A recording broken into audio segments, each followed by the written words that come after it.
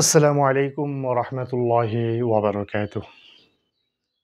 আমরা বিভিন্ন শব্দের মধ্যে হরকত এবং তানবিনের উচ্চারণ করতেছি। বিসমিল্লাহির রহমানির রহিম। কফ জবর ক, তা জবর তা, কতা, র জবর র, কতার, তা দুই ফেশ তুন, কতারতুন, কফ ফেশ কু, তা জেতি, কুতি, লাম জবর লা, কুতিলা। কফ জবর ক, দাল জবর দা, কদা, র জবর র, কদার, কফ ফেশ কু, র জেররি, কুরি, হামজা জবর আ, কুরি আ। কোনো সময় যদি এরকম ইয়ার উপরে ওয়ার উপরে যদি হামজা হয়, তখন আপনাদেরকে খেয়াল করতে হবে নিচেরটা পড়া যাবে না, উপরেরটা পড়া যাবে, যেমন নাকি হামজাটা পড়া যাবে।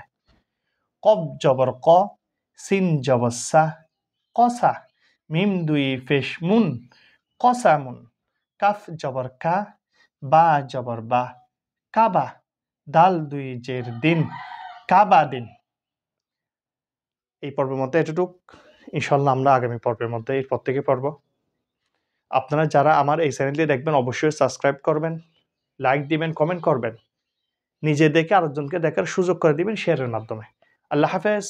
আসসালামু আলাইকুম রহমতুল্লাহি ওয়া বারাকাতুহু।